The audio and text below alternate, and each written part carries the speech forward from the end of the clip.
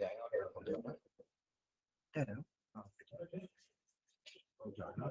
వెళ్ళిపోతున్నారు.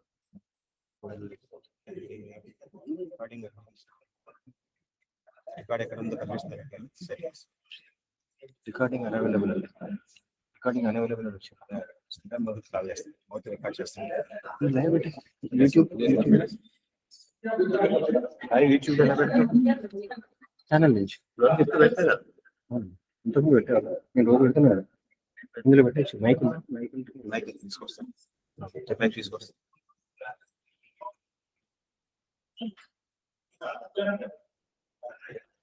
అది దీనికి స్టాండ్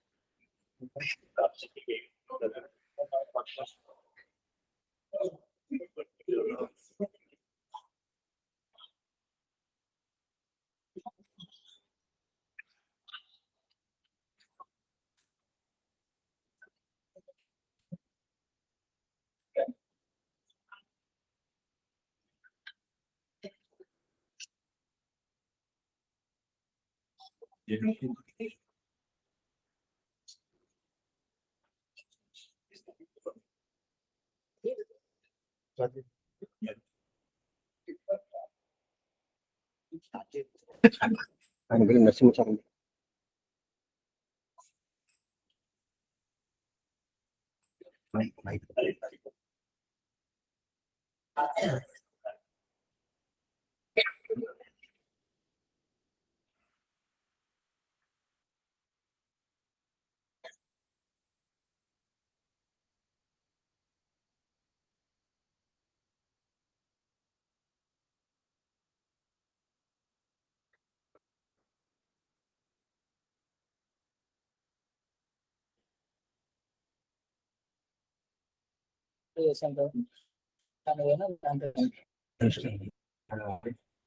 తెలుసా మరి రికార్డింగ్ లైవ్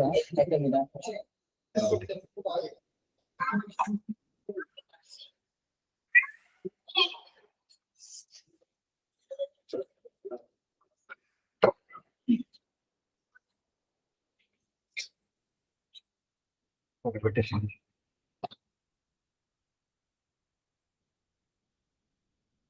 చూడు ప్రభుపాద వచ్చేది కొంచెం ఎటు పెట్టి అటు పెట్టి ప్రభుపాద వచ్చేది.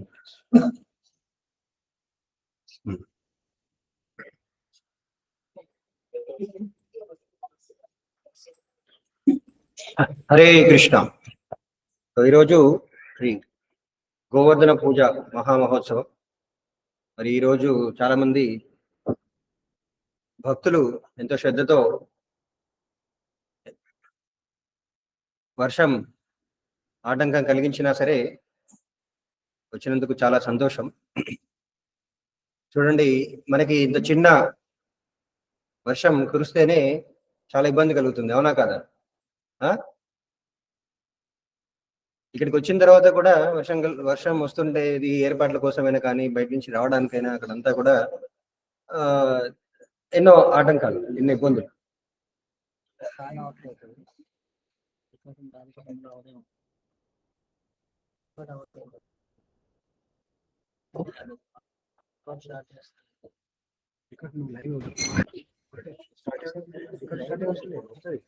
అందులో వస్తుంది వాయిస్, అందులో ఉంది, అందులో తీసుకుంటారు.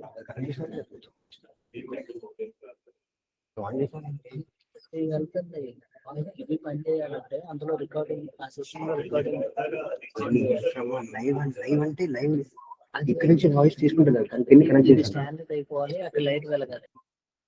అది నువ్వు చూసుకో, దీనికి సంబంధించిన దీనికి సంబంధించి అయితే వెళ్ళిపోతుంది.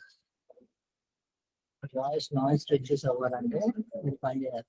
ఇప్పుడు పని చేయాలి. ఎందుకు పని చేయట్లేదు? ఎందుకు పని చేయట్లేదు? కనెక్ట్ చేయండి దానికి. దాంట్లో రికార్డ్ స్టార్ట్ చేస్తే అయింది. లైవ్ కాకుండా రికార్డింగ్ స్టార్ట్ చేయాలి. ఇప్పుడు ఓన్లీ లైవ్ వెళ్తుంది. ఏ గురించి వచ్చాయో దీని దాని కనెక్షన్ కి రికార్డింగ్ కి సంబంధం లేదు. ఇప్పుడు ఇందులో పెట్టి ఆ కనెక్షన్ తీసుకో, ఆ కనెక్టర్ తీసుకో.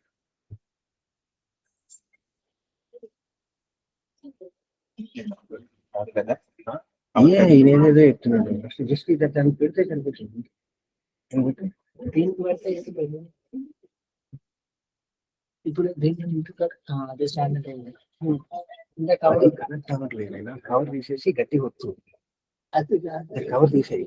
ఇది మొత్తం పిన్ని లోపలికి వెళ్ళట్లేదు, అందుకనే కవర్ రావట్లేదు. నేను కవర్ తీసేయి. ఒకసారి అప్పోని ఉన్నా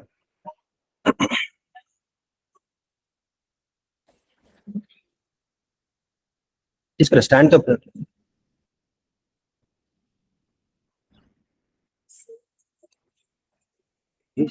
కవర్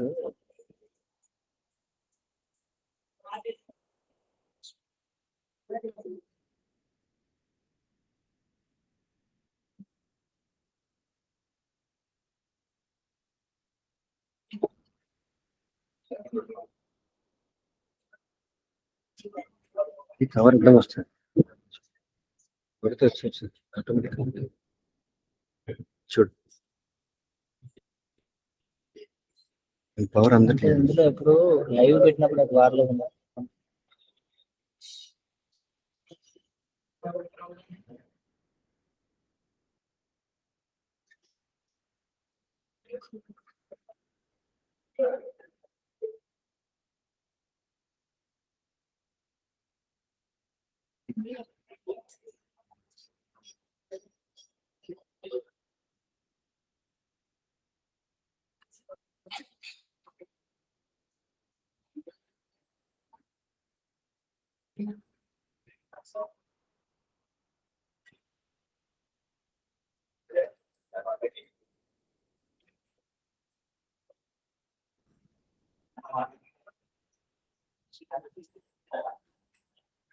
హరే కృష్ణ హరే కృష్ణ కృష్ణ కృష్ణ హరే హరే హరే రామ రామ రామ హరే.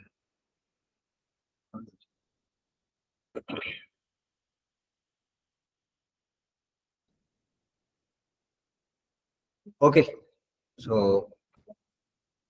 ఇంకా కొన్ని ఆటంకాలు సరైన మట్టికి కూడా ఇప్పుడు మనం ప్రస్తుతం శ్రీ వ్రజధామ మహిమామృతం అనే గీతాన్ని పడదాం. అందరు కూడా వెనకాల స్క్రీన్ చూడొచ్చు.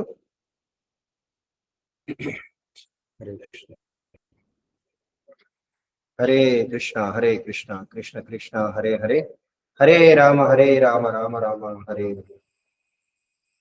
జయ రాధే జయ కృష్ణ జయ వృందావన.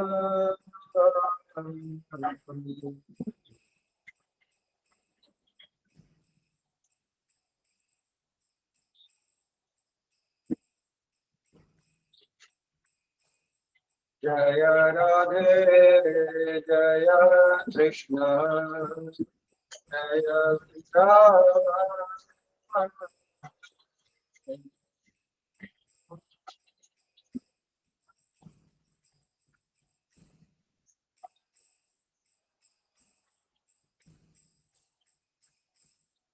శ్రీ గోవింద గోపీ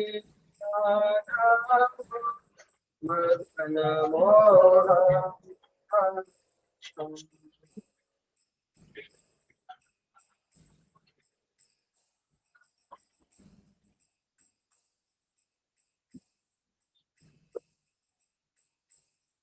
శ్రీ గోవింద గోపీ మదన మోహన.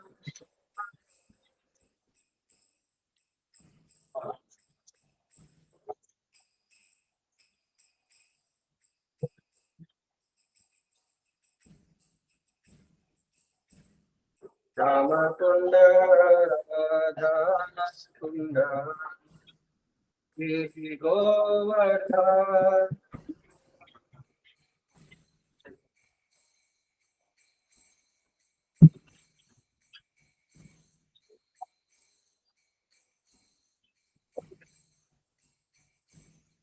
रामकुंड राधा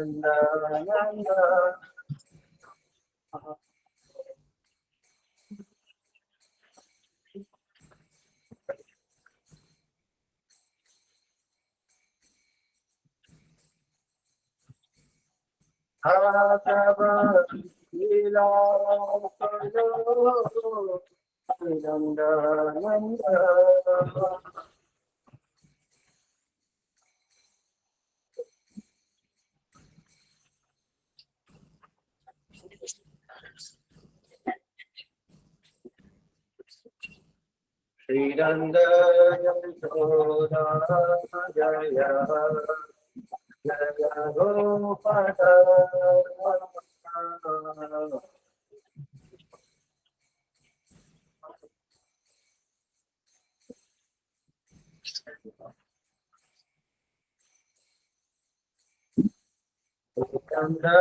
जशोदा जय जय गोपाल जय जय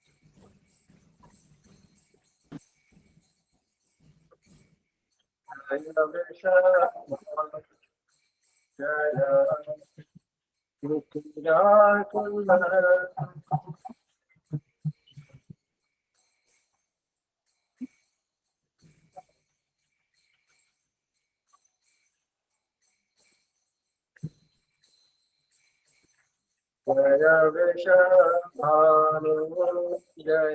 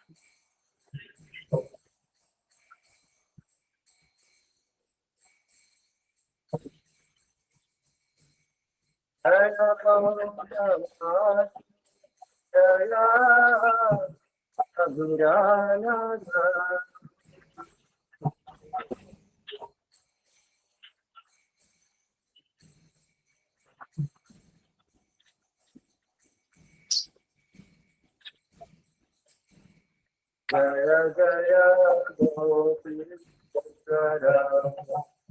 బృందావన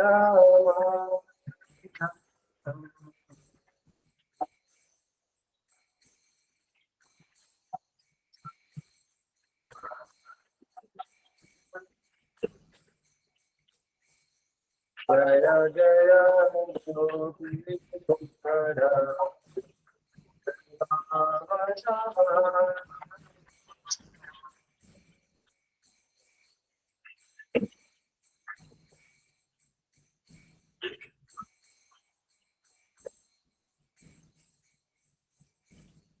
జయ జయ కృష్ణ కథా బతు విజయ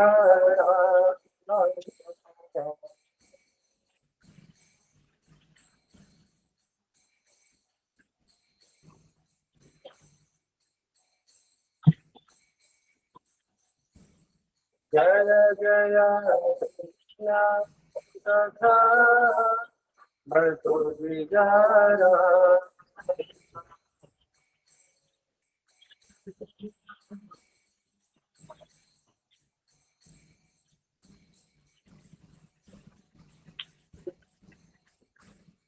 జయ రామ నాథ జయ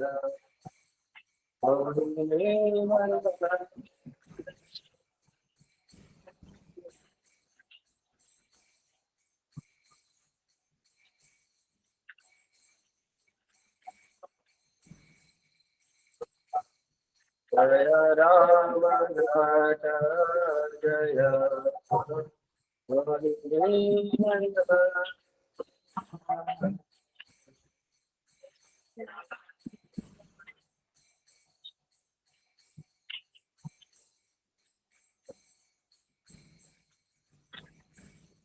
జయ జయ వృందావన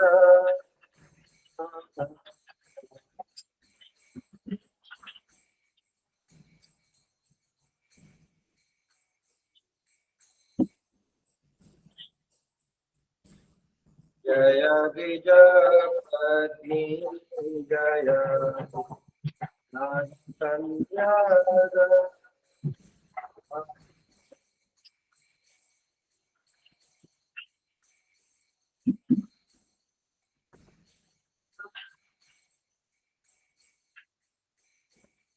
జయ విజయపత్ని జయ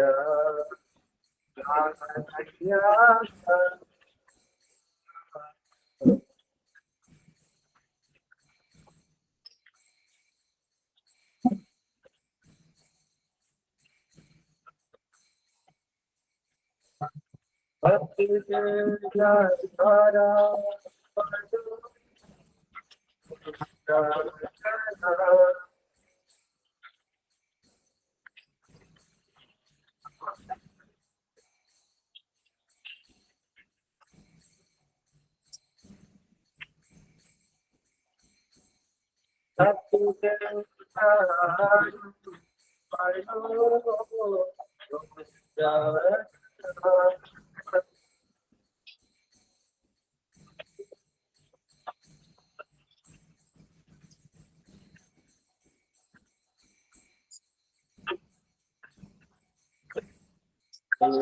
విరాసమండల జయ జయ రాధాక్ష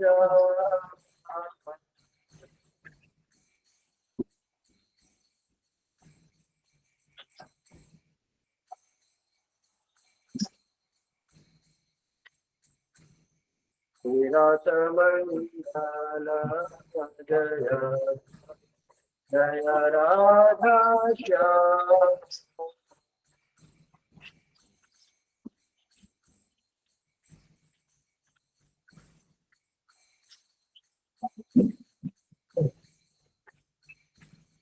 జయ జయ రాజా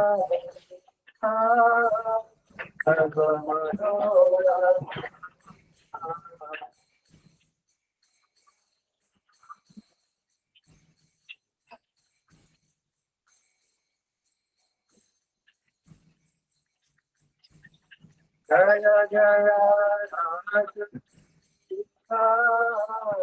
సర్వమనోరమ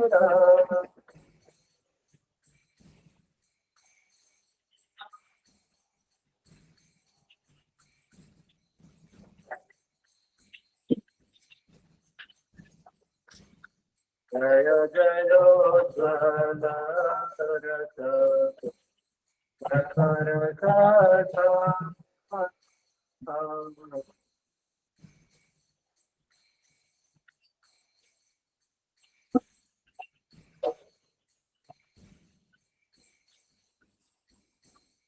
జయ జయోజ్వల రస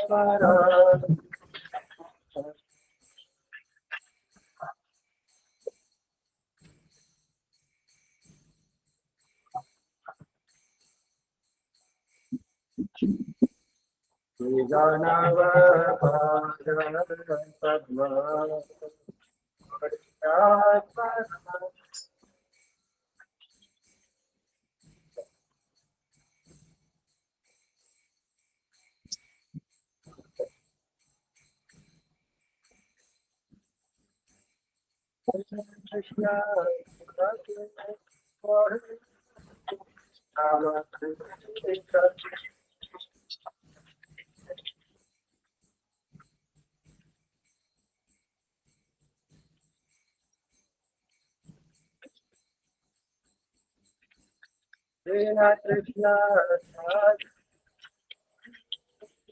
Nama Sankirtana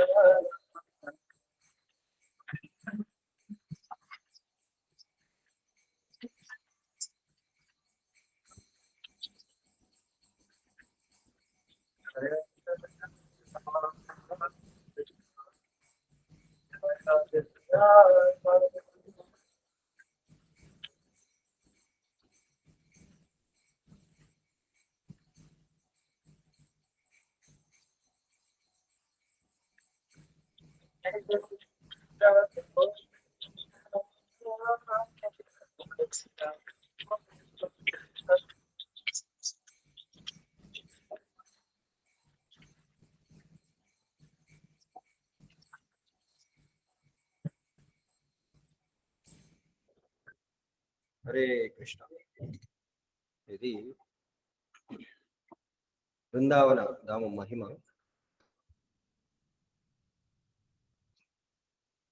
మహిమామృతం ఆచార్యులు ఈ విధంగా చెప్పడం జరిగింది. మనం ఇంతకుముందు చెప్పుకున్నట్లు కొంచెం వర్షం పడితే మనకి ఎంతో ఆటంకం కలుగుతుంది. సో అలాంటిది బృందావనంలో బృందావన వాసులందరూ కూడా ఈ ఇంద్రుడికి పూజ చేయాలనుకుంటారు. ఈ లీల అందరికీ తెలిసిందే కదా, గోవర్ధన లీల అందరికీ తెలిసిందే కదా, తెలీదా? ఎన్నోసార్లు విన్నాము కానీ ఇంకా వినొచ్చు. మరి ఇంద్రుడి యొక్క అహంకారాన్ని తొలగించడానికి భగవంతుడు ఈ విధంగా ఏర్పాటు చేస్తాడన్నమాట. బృందావన వాసులందరూ కూడా ప్రతి సంవత్సరం లాగానే మరి వైదిక సంస్కృతిలో దేవతల్ని ఆరాధించడం. ఎందుకు ఆరాధిస్తారు దేవతల్ని?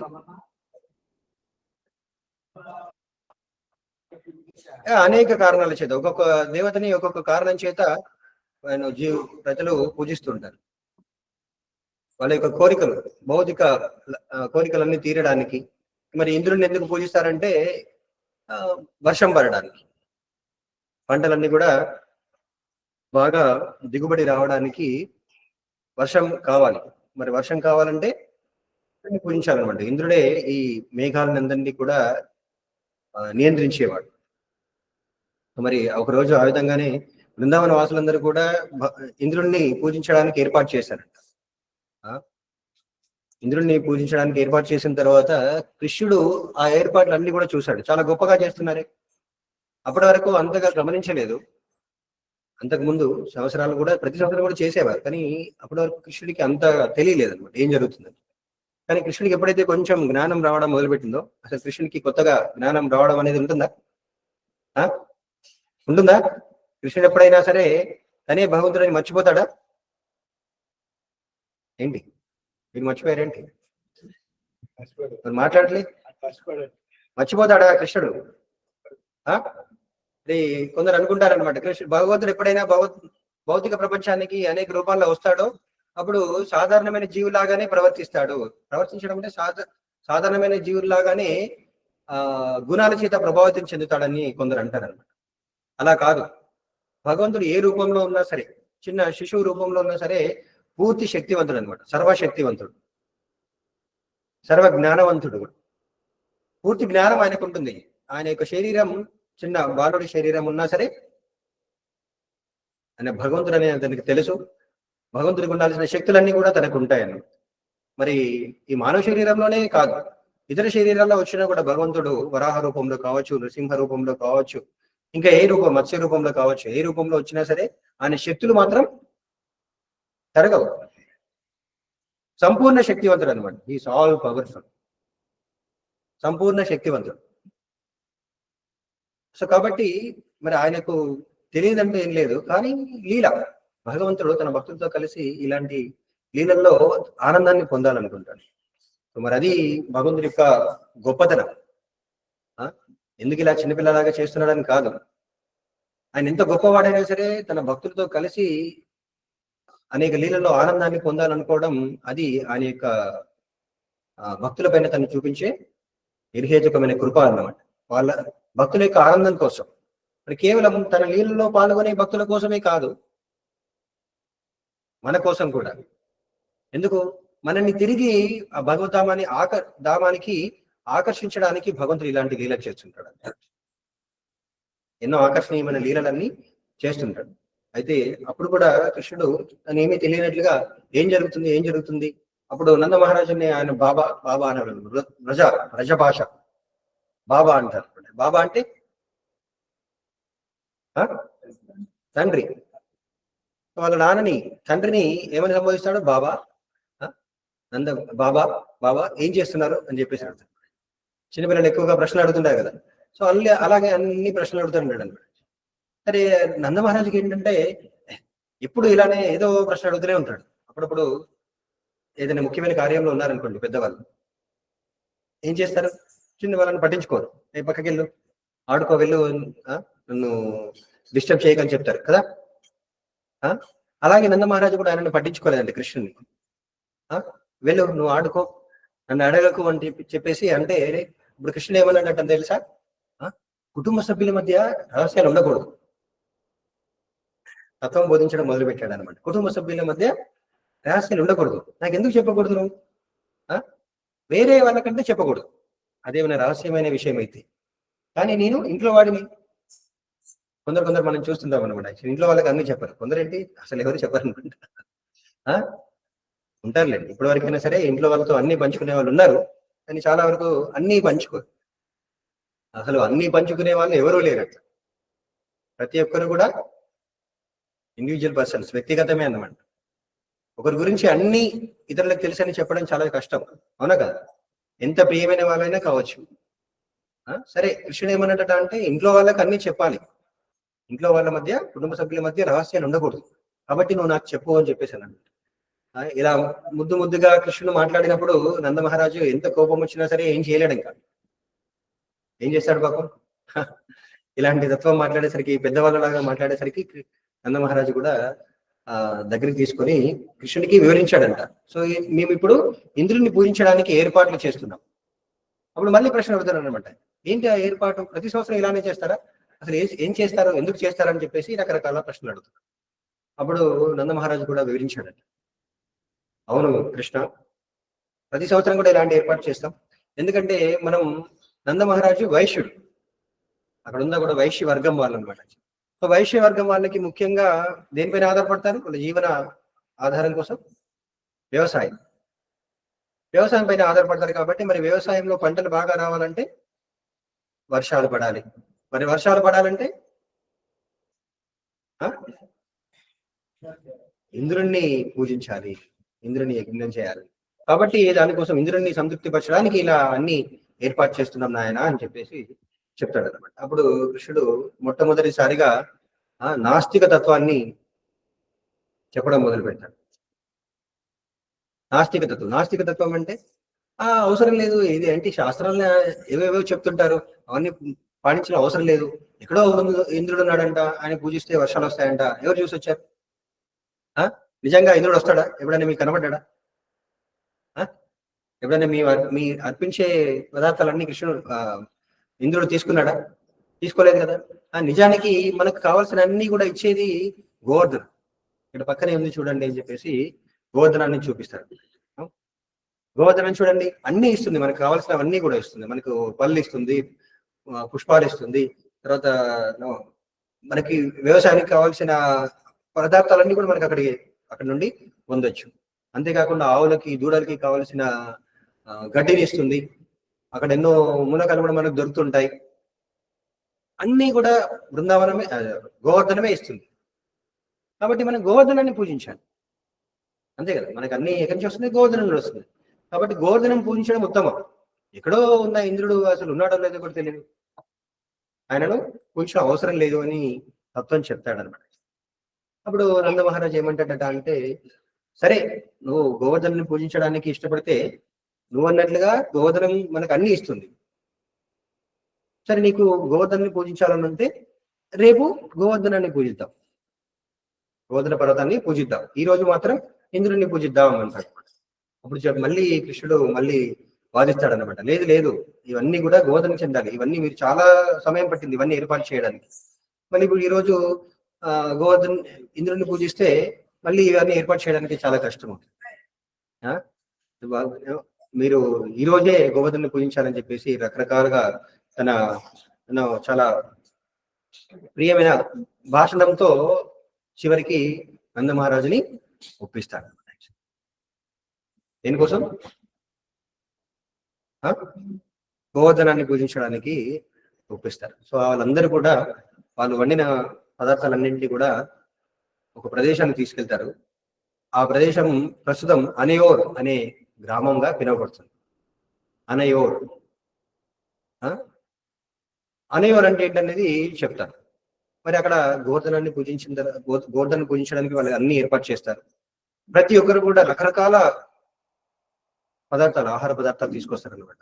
పెద్ద పెద్ద గుట్టలుగా పోస్తారు, అనేక గుట్టలుగా రకరకాల రంగుల్లో ఉన్న ఏమంటారు వండిన వండిన అన్నం రకరకాల రంగుల్లో, తర్వాత పూరీలు, తర్వాత ఈ పిండి వంటలు అన్ని పెద్ద పెద్ద రాసులుగా పోస్తారన్నమాట. పోసి గోవర్ధనాన్ని కల్పిస్తారు.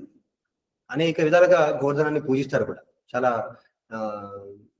ఆర్భాటంగా. ఏదైతే ఇంద్రుని కోసం వాళ్ళు ఏర్పాటు చేశారో వాటన్నింటినీ కూడా గోవర్ధనాన్ని పూజించడానికి ఉపయోగిస్తారు. పూజించిన సమయంలో అక్కడ గోవర్ధనం పైన కృష్ణుడి యొక్క రూపం చాలా విస్తారంగా, చాలా పెద్దదిగా కనబడుతుందంట. గోవర్ధన కిందనేమో చిన్ని కృష్ణుడు ఉంటాడు, గోవర్ధనం పైన పెద్ద కృష్ణుడు పెద్ద రూపంలో అక్కడ వాళ్ళందరికీ దర్శనం ఇస్తాడు. అయితే అక్కడ వాళ్ళందరికీ దర్శనం ఇచ్చిన తర్వాత వాళ్ళందరూ కూడా ఆశ్చర్యపోతారు అనమాట. ఏంటి ఇలా భగవంతుడు నిజంగానే వచ్చాడా అని చెప్పేసి అనుకుంటారు.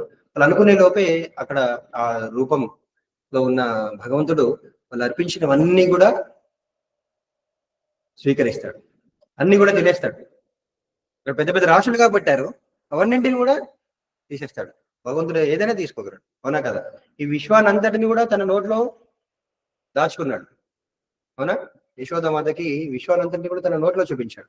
మరి వాళ్ళు వండిన పదార్థాలన్నీ ఎంత భగవంతుడికి. సో అవన్నీ కూడా స్వాహా చేశాడు అనమాట. చేసిన తర్వాత అనయోర్ అనయోర్ అన్నాడంట. అనయోర్ అంటే ఇంకా కావాలి ఇంకా కావాలి అన్నాడు. ఇంకా ఇంకా అన్నాడు. వాళ్ళు మళ్ళీ ఇంకొన్ని తీసుకొచ్చి పెట్టారంట అక్కడ. పెట్టి తీసుకొచ్చిన తర్వాత మళ్ళీ అవన్నీ కూడా స్వాహా చేసి తర్వాత మళ్ళీ అనేవర్ అనేవర్ అన్నాడు. మళ్ళీ రకరకాల ఏమంటారు రసాలు, పళ్ళ రసాలు, రకరకాల రసాలన్నీ కూడా తీసుకొచ్చి పెట్టేశారంట. అవన్నీ కూడా తాగేశాడంట. అవన్నీ తాగేసిన తర్వాత మళ్ళీ అనయోర్ అనయోర్ అన్నాడు. భగవంతుని ప్రార్థించారంట, ఇంకెందుకంటే మేము ఏం అర్పించుకోగలం, తీసుకోండి అని చెప్పేసి మిగిలినవన్నీ కూడా అక్కడ అర్పించారంట. అయినా సరే అవి తిన్న తర్వాత కూడా ఇంకా సంతృప్తి చెందలేదంట. అనయోర్ అనయోర్ అన్నాడంట. ఇంకా కావాలి ఇంకా కావాలన్నాడు. అప్పుడు అక్కడ ఉండే బృందావన వాసుల్లో ఒకరు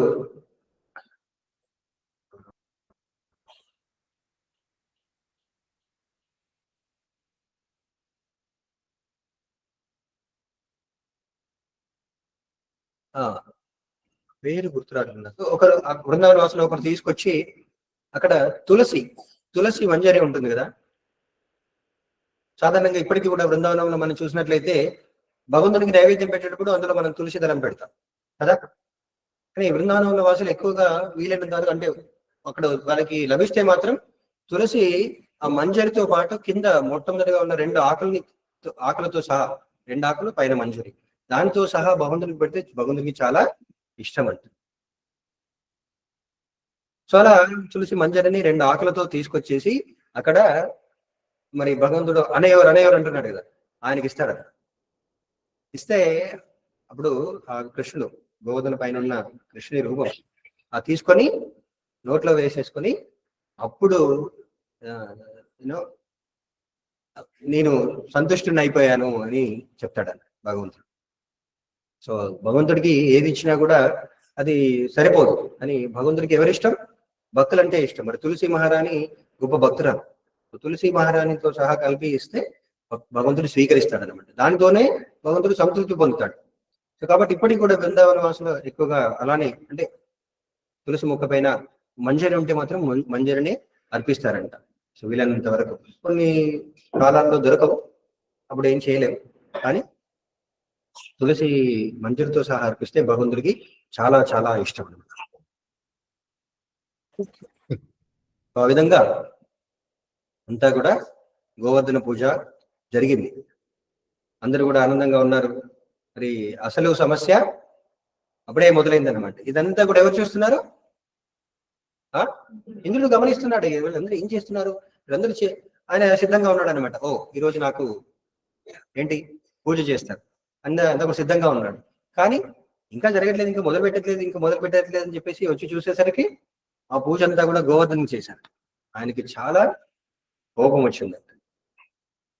కోపం వచ్చేసి అసలు చాలా ఏంటి తీవ్రమైన కోపంతో సంవర్ధక మేఘాల్ని పిలిచాడంట. సంవర్ధక మేఘాలంటే సృష్టి లయ సమయంలో, సృష్టి అంతా కూడా నాశనం చేసే సమయంలో ఈ మేఘాలు ఏర్పడతాయంట. తీవ్రమైన వర్షపాతం కలుగుతుంది దానివల్ల. ఎంత తీవ్రంగా అంటే ఒక్కొక్క చినుకు పెద్ద స్తంభం అంత లావుగా ఉంటుందంట. ఒక్కొక్క చినుకు అంటే ఒక చినుకు తర్వాత ఒకటి రావడానికి కాదు, స్తంభం అలా ఎలా ఉంటుంది అలాగే పైనుంచి కిందికి స్తంభం లాగా నీళ్ళు అలా పడిపోతున్నాయండి. ఈ మధ్యలో వర్షాలు కూడా అలాగే పడుతున్నాయి కదా ఇక్కడ. కుంభవృష్టి లాగా వస్తుంది అనమాట. కుంభవృష్టి అంతకంటే ఇంకా మనం చూసినదంతా కూడా అసలు మనం అలాంటి వర్షం ఎప్పుడు చూడలేదు, ఎవరు చూడలేదు. అంత తీవ్రమైన వర్షపాతాన్ని సృష్టించారంట. ఆ తీవ్రమైన వర్షపాతానికి అసలు బృందావనంలోని ప్రదేశాలన్నీ కూడా ఒకే విధంగా కనబడుతున్నాయంట. అంతా కూడా ఒకే తలంలో కనబడుతున్నాయంట. ఎత్తు లేదు, పల్లం లేదు. ఎందుకు? అంతటా కూడా అన్ని కూడా నీటిలో నిండిపోయాయి, వర్షపు నీటితో నిండిపోయాయి. మన అప్పుడప్పుడు కూడా రోడ్లు సరిగా లేవనుకోండి, బాగా వర్షం పడితే వాహనాన్ని నడిపేటప్పుడు నీళ్లు ఉన్నాయనుకోండి, అక్కడ ఎంత లోతుగా ఉందో మనకు తెలుస్తుందా? తెలియదు. అలాగే మొత్తం నీళ్ళే ఉన్నాయి అనుకోండి, అక్కడ చూడండి అసలు బృందావనం అక్కడ వనంలోని ఆ ప్రదేశంలో అసలు ఏది కూడా సరిగా కనబడట్లేదంట, అంతా కూడా నీటితో నిండిపోయింది. అప్పుడప్పుడు భారీ వర్షాపాతం కానీ సునామీలు కానీ వస్తే పక్కనున్న గ్రామాలన్నీ కూడా మొత్తం నీటితో నిండిపోతే ఎలా ఉంటుంది, ఒకే స్థలంలోకి వస్తాయి అన్ని ఇంకా అలా అయిపోయాయి. అప్పుడు బృందావన వాసులందరూ కూడా మరి వాళ్ళకు ఏకైక శరణం ఎవరు? కృష్ణుడే. కృష్ణుని అందరూ అర్థించారంట, కృష్ణ మమ్మల్ని రక్షించు, పాహిమాం పాహిమాం రక్షమాం అంటూ వాళ్ళందరూ కూడా కృష్ణుని అర్థించారు. అప్పుడు కృష్ణుడు వెంటనే వాళ్ళ తన అది ఆచార్యులు ఏమని వివరించారంటే, గోపాల చెంపులో జీవ గోస్వామి రచించిన గోపాల చెంపు అనే గ్రంథంలో మొట్టమొదటిగా కృష్ణుడు తన ఎడమ చేత్తోనే గోవర్ధన పర్వతాన్ని ఎత్తాడంట. సాధారణంగా మనం ఏంటంటే చిటికెన వెళ్తూ ఎత్తాడని చెప్తారు కదా. సో మొదటగా ఏం చేశాడంట, తన చేత్తోనే గోవర్ధన పర్వతాన్ని పైకెత్తి పట్టుకున్నాడు. అప్పుడు అందరినీ పిలిచాడంట, అక్కడ ఉన్న బృందావన వాసులందరినీ కూడా, తన బంధువులను అంటే ఆ గోవులను, తర్వాత దూడలను, అన్ని జీవులని, తర్వాత బృందావన వాసులందరినీ కూడా తన కిందికి రమ్మని పిలిచాడంట. పిలిచిన తర్వాత సాధారణంగా మనం చూస్తుంటాం, మరి పర్వతం అని అలా పైకెత్తితే కింద ఏముంటుంది? ఏముంటుంది? అంత మట్టే ఉంటుంది, అలానే కదా. సో మనం సాధారణంగా పెయింటింగ్లలో కూడా ఎక్కడెక్కడైనా మనం పెయింటింగ్ చూస్తే అక్కడ కూడా అలానే చూపిస్తారు. కానీ జీవ కోసం అక్కడ గోపాల చెంపులు అండి ఆ గ్రంథాల్లో ఆచార్యులు ఏమని వివరించారంటే, అక్కడ కూడా పచ్చిక బయళ్ళు ఉన్నాయంట, వనాలు, మంచి మంచి వనాలు ఉన్నాయంట, మంచి మంచి వృక్షాలు ఉన్నాయంట, అందమైన పూలతో అనేకమైన వృక్షాలు మొక్కలు అన్ని కూడా అక్కడ ఉన్నాయంట. చాలా ఆశ్చర్యకరంగా మంచి ఏమంటారు గార్డెన్ లాగా అక్కడ ఉందంట. అందరూ అక్కడికి దాని కిందికి బృందావనం గోవర్ధన కిందికి వచ్చి నిల్చున్నారంట. అయితే కృష్ణుడు ఎప్పుడైతే గోవర్ధన పర్వతాన్ని తన చేతితో ఇలా పట్టుకున్నాడో, అక్కడ యశోదమాత చూస్తుందంట, ఏంటి కృష్ణుడు ఇంత కష్టపడి గోవర్ధనాన్ని ఎత్తాడు, కష్టమవుతుందేమో తనకి అని చెప్పేసి యశోదమాత తన లోపల మనసు లోపల అనుకుంటుందంట. మరి అందరి మనసులో ఎవరున్నాడు? కృష్ణుడు ఉన్నాడు. ఆయనకు తెలుస్తుంది ఎవరెవరు ఏమని ఆలోచిస్తున్నారో తెలుస్తుంది. ఇప్పుడు ఎవరెవరు ఏమని ఆలోచిస్తున్నారో కూడా భగవంతుడికి తెలుసు. ఎవరెవరు ప్రవచనం వింటున్నారో, ఎవరెవరు ప్రసాదం కోసం వేచి చూస్తున్నారు అనేది కూడా తెలుసు. తెలుసా తెలీదా? తెలుసు. మనకంటే తెలియదు ఎవరెవరు ఏం చేస్తున్నారు, ఎక్కడ ఉంది మన మనసులన్నీ కూడా ఎక్కడ ఉన్నాయి. ఇంట్లో వర్షం పడుతుంది, ఇంట్లో ఇంటి వెనకాల బట్టలు ఆరేసానే తడిసిపోయాయేమో అని చెప్పేసి ఆలోచిస్తుంటారు మాతాజీలు. అవునా? ఇవన్నీ ఏ ఆలోచనలు ఉన్నాయనేది మనకు తెలియదు, కానీ భగవంతుడికి మాత్రం తెలుస్తుంది అనమాట. అయితే యశోదమాత అలా ఆలోచిస్తుంది. ఎప్పుడైతే కృష్ణుడికి తెలిసిందో, కృష్ణుడు ఏం చేశాడంటే తెలుసా, ఆ చేత్తో పట్టుకున్న గోవర్ధన పర్వతాన్ని అప్పుడు చిటికిన వేలు పైన పెట్టాడంట. అప్పుడు తన తల్లి చెప్పడానికి అనమాట, ఓ నువ్వు నాకు కష్టం అనిపిస్తుంది అనుకుంటున్నామో, చూడు నేను అంతగా కష్టపడట్లేదు, ఇదే కష్టం అనుకుంటున్నావు, చిటికిన వేలు పైన కూడా నేను లేపగలను అని చెప్పేసి చూపించాడంట. సో అలా కృష్ణుడు సర్వశక్తివంతుడు అనమాట. ఆయనకి అసలు ఈ సృష్టిలోని బ్రహ్మాండాలను అన్నింటినీ కూడా ఎక్కడ పెట్టాడు? ఎక్కడున్నాయి సృష్టిలోని బ్రహ్మాండాలన్నీ కూడా? ఎక్కడున్నాయి? కేవలం తన ఇచ్ఛాశక్తి ద్వారా గాలిలో, మన సాధారణంగా ఆకర్షణ శక్తి, గురుత్వాకర్షణ శక్తి, రకరకాల శక్తులు అని చెప్తుంటాం. అవన్నీ కేవలం ఆయన ఇచ్ఛాశక్తి, తను కోరుకోవడం ద్వారా అవన్నీ కూడా అలా అంతరిక్షంలో తేలుతున్నాయి. ఆయన స్వయంగా కూడా పట్టుకోవాల్సిన అవసరం లేదు. మరి అలాంటిది భగవంతుడికి ఆ పర్వతాన్ని ఎత్తడం కూడా అంత కష్టం కాదనమాట. సో అలా పట్టుకున్నాడంట, చిటికిన వేలుతో పట్టుకున్నాడంట. అప్పుడు ఆ చుట్టూ ఉన్న గోపబాలను కొందరు చూశారంట, ఏంటి కృష్ణుడు అంత కష్టపడుతున్నాడే, పట్టుకోండి అని చెప్పేసి వాళ్ళ దగ్గర ఉన్న కర్రలు ఉంటాయి కదా, వాళ్ళందరూ కూడా గోపాలకులే అంటే వాళ్ళ దగ్గర ఎన్నో కర్రలు కూడా ఉంటాయి. అయితే కర్రలతో ఒక్కొక్కరు ఒక్కొక్క ప్రదేశంలో పట్టుకోండి పడిపోతుంది అని చెప్పేసి పట్టుకుంటున్నారు. అయితే వారిలో ఒక భక్తుడు ఉన్నాడు, లౌటా బాబా. ఇప్పుడు కూడా లౌటా బాబాకి మందిరం ఉంటుంది. మీరు చూసినట్లయితే బృందావనం, అది గోవర్ధనం చివరిలో, అతని చివరి భాగం అంటారన్నమాట. గోవర్ధనాన్ని ఒక నెమలి ఏమంటారు, నెమలి వెనక భాగం, అవన్నీ కన్నులు ఉంటాయి కదా, పించాలు ఉంటాయి కదా, ఆ భాగంతో పోలుస్తారన్నమాట. నెమలితో పోలుస్తారు. ఆ ఇది ఏమైతే రాధాకుండ శ్యామకుండ ఉన్నాయో అవి ఆ నెమలి యొక్క కన్నుల్లాగా. సో చివరికి ఆ నెమలి ఈకలు ఎక్కడైతే చివరిగా తోక ఉంటుందో అక్కడ చివరి భాగం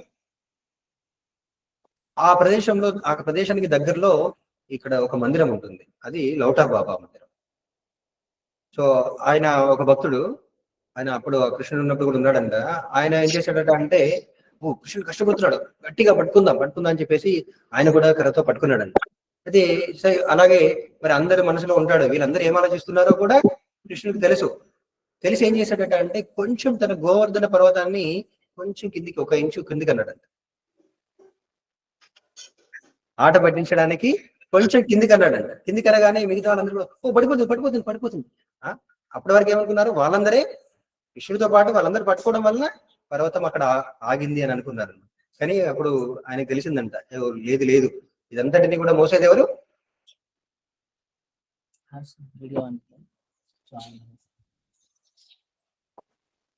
ఇదంతా కూడా మోసేది ఎవరు?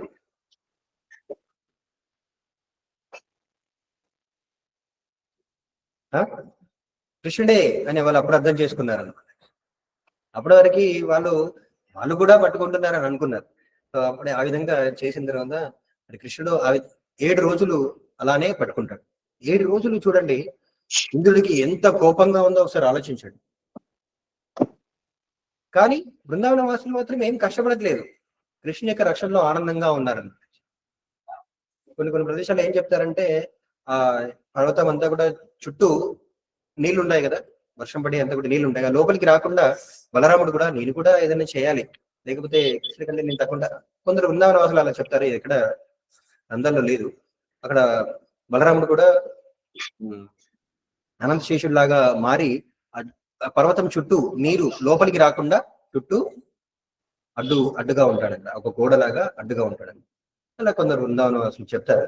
సో ఆ విధంగా 7 రోజులు అందరూ కూడా, భక్తులందరూ కూడా, బృందావన వాసులందరూ కూడా కృష్ణ యొక్క రక్షణలో చాలా ఆనందంగా గడిపేస్తారు. మరి ఇది ఒక్క లీలలోనే మనకి శ్రీమద్ భాగవతంలో చూసినట్లయితే కృష్ణ యొక్క లీలలో అనేకం వివరించబడ్డాయి. ఆ లీలల్లో ఒక్కొక్క లీలలో కొందరు భక్తులతో కృష్ణుడు లీల చేస్తుంటారు. కొందరు కొన్నిసార్లు గోపికలతో, కొన్నిసార్లు వనాలకు వెళ్ళినప్పుడు గోపబాలులతో, కొన్నిసార్లు యశోదమాతతో, కొన్నిసార్లు నంద మహారాజుతో, ఇతర భక్తులతో లీల చేస్తుంటాడు. కానీ ఈ ఒక్క లీలలో మాత్రం అందరు భక్తులు ఒకే చోట ఉంటారన్నమాట. బృందావనంలోని భక్తులందరూ కూడా ఒకే ప్రదేశంలో ఉంటారు. అది ఈ లీల యొక్క ప్రత్యేకత. అందరితో భక్తులతో కలిసి ఒకే చోట కృష్ణుడు ఉంటాడు. సో మరి కృష్ణుడు అందరితో, ఎవరితో ఏ బంధంలో ఉంటాడో ఆ బంధంలో వాళ్ళందరికీ కూడా ఆనందాన్ని ఇస్తాడన్నమాట. తల్లి ప్రేమతో చూస్తుంది, ఓ కృష్ణుడు కష్టపడుతున్నాడు, కన్నా నీకేం కావాలి, వెన్న కావాలా, నీకు ఆకలి అవుతుందా అని చెప్పేసి అంటుంది. సో అలా గోపికలేమో ఓ కృష్ణుని ఎంతగా, అసలు ఎప్పుడు కూడా అంటే తల్లిదండ్రులు ఉన్నప్పుడు గోపికలందరూ, అంటే చిన్న వయసులోని గోపికలందరూ కృష్ణుని చూడగలరా? చూడలేకపోయేవారు అనమాట. అంతే కదా, వాళ్ళు ఎప్పుడు కూడా రహస్యంగా కృష్ణుని కలిసేవారు ఆ వనాల్లోనూ, ఈ గోవర్ధనం పైన. కానీ అందరూ ఉన్నప్పుడు కూడా అక్కడ ఉన్న గోపికలు కృష్ణుని చూడగలుగుతున్నారు అనమాట. ఎవరు ఏమనడానికి లేదు. ఆ విధంగా అక్కడ ఉన్న భక్తులందరూ కూడా చాలా ఆనందంగా గడిపారు. సో చివరికి ఇంద్రుడికి చాలా కాలం తర్వాత ఆయనకు అర్థమైంది అనమాట, ఓ ఇది ఈ విధంగా చేసింది సామాన్యమైన వ్యక్తి కాదు, ఎవరు కూడా ఇలాంటివి చేయలేరు. ఈ మానవాతీత శక్తులు కలిగి ఉండడం ఎవరికి సాధ్యం కాదు, ఖచ్చితంగా ఆయన భగవంతుడే. అప్పటి వరకు ఏమనుకున్నాడు కృష్ణుడు? చిన్న బాలుడు అనుకున్నాడు, ఏవో మాయాశక్తులు చూపిస్తున్నాడు అనుకున్నాడు. కానీ ఆయనకు అప్పుడు అర్థమైంది అనమాట, సో వచ్చిన బాలుడు స్వయంగా కృష్ణుడే, భగవంతుడే అని చెప్పి ఆయనకు అర్థమైంది. సో మరి అర్థమైన తర్వాత ఏం చేయగలడు చెప్పండి? నేరుగా వెళ్తే ఎలా ఉంటుంది? ఎప్పుడైనా తప్పు చేసిన తర్వాత యజమాని దగ్గరికి వెళ్తే ఎలా ఉంటుంది? లేకపోతే చిన్నపిల్లలు తప్పు చేసిన తర్వాత తల్లిదండ్రుల ముందుకు వెళ్తే ఎలా ఉంటుంది? భయంగా ఉంటుంది. ఏమంటారు, ఏం చేస్తారో అని చెప్పేసి. తల్లిదండ్రులు అదే కదా, చిన్నపిల్లలు ఆడుకుంటూ ఉంటారు. ఆడుకుంటూ ఉంటే ఏదో శబ్దం వస్తుంది అంటారు మనకి. ఎందుకంటే అటు ఇటు అన్ని వస్తువులన్నీ కూడా పడేస్తుంటారు. ఎప్పుడైనా శబ్దం రాకుండా సైలెంట్ గా ఉందంటే దాని అర్థం ఏంటి? ఏంటి శబ్దం రాకుండా ఉందంటే దాని అర్థం ఏంటి? ఏదో తప్పు జరిగిందన్నమాట. జరగకూడదు ఏదో జరిగిందన్నమాట. పిల్లలు శబ్దం చేయకుండా ఉన్నారంటే ఏదో తప్పు చేశారనమాట. సైలెంట్ గా కూర్చుంటారు. సో అలా ఇంద్రుడు కూడా ఆలోచిస్తున్నాడంట, ఏం చేద్దామని చెప్పేసి చాలా దీర్ఘాలోచనలో పడ్డాడంట. తను చేసిన తప్పు తనకు అర్థమైంది, పశ్చాత్తాపడుతున్నాడు, కానీ భగవంతుడి ముందుకు వెళ్ళలేకపోతున్నాడు. మరి అలా వెళ్ళి చూసేసరికి కృష్ణుడు ఆ వర్షాన్ని ఆపేశాడు. ఇంద్రుడు ఆపేసిన తర్వాత కృష్ణుడు అందరినీ బయటికి వెళ్ళమన్నాడంట. బృందావన వాసులందరినీ కూడా బయటికి వెళ్ళమని, తర్వాత ఆ గోవర్ధన పర్వతాన్ని నెమ్మదిగా కింద పెట్టేశాడు. కింద పెట్టేసిన తర్వాత కృష్ణుడు మళ్ళీ వాళ్ళందరూ కూడా వారి ఇళ్ళకి వెళ్ళిపోయారు. ఇదంతా కూడా ఇంద్రుడు చూస్తున్నాడు. ఇంద్రుడు చూస్తూ ఏం చేద్దాం, కృష్ణుడి దగ్గరికి ఎలా వెళ్దామని చెప్పేసి తను ఒంటరిగా కూర్చొని ఆలోచిస్తున్నాడు అన్నమాట. సో సాధారణంగా మనం చూస్తుంటాం ఏంటి, ఇప్పుడు భర్త ఎప్పుడైనా సరే దీర్ఘాలోచనలో పడ్డాడంటే దాని అర్థం ఏంటి? భార్య ఏమనుకుంటుందంట? సో ఏదో ఆలోచిస్తున్నాడు, ఏదో తీవ్రంగా ఆలోచిస్తున్నాడు. అలాంటి సమయాల్లో సాధారణంగా ఏంటంటే ఎవరు పురుషులు ఎప్పుడైనా సరే అలా ఏకాంతంగా ఉండి ఎవరితో మాట్లాడకుండా ఒంటరిగా కూర్చొని ఆలోచిస్తున్నారంటే దాని అర్థం ఏంటి?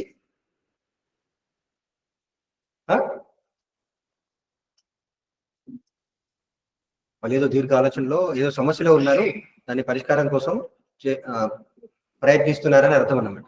సాధారణంగా ఇది కొందరు పెద్దవాళ్ళు చెప్పారు. ఏమంటారంటే స్త్రీలు ఎప్పుడైనా సరే సమస్యలు ఉన్నప్పుడు వాళ్ళు ఏం చేస్తారట అంటే ఎప్పుడు కూడా ఆ విషయాన్ని ఇతరులకు చెప్పాలనుకుంటారంట. వాళ్ళలో వాళ్ళు దాచుకోలేరు, ఇతరులకు చెప్పాలనుకుంటారంట. వాళ్ళకి ఈ సమస్య ఉంది, ఆ సమస్య ఉంది, అన్ని సమస్యలన్నీ కూడా చెప్తుంటారంట. వీళ్ళు ఇలా ఏ మాట అన్నారు, వాళ్ళు ఆ మాట అన్నారు, వీళ్ళు ఇలా చేశారు, వాళ్ళు అలా చేశారు, మా అత్తయ్య ఇలా అంది, మా ఆడపడుచు అలా అంది అని ఏదో ఏదో ఏదో చెప్తూనే ఉంటారనమాట. ఆ సమయంలో వినే వాళ్ళు ఏం చేయాలట అంటే ఆ సమస్యకి పరిష్కారం ఏంటంటే అంటే ఆ సమయంలో ఆడవాళ్ళకి అడ్డు చెప్పకూడదంట. వాళ్ళు అలా వాళ్ళ సమస్యలు చెప్తున్నప్పుడు మన ఎదురు మాట్లాడకూడదంట. ఏం చేయాలంట? కేవలం వినాలంట. వాళ్ళు చెప్పేదంతా కూడా వినాలి వినాలి వినాలి వినాలి.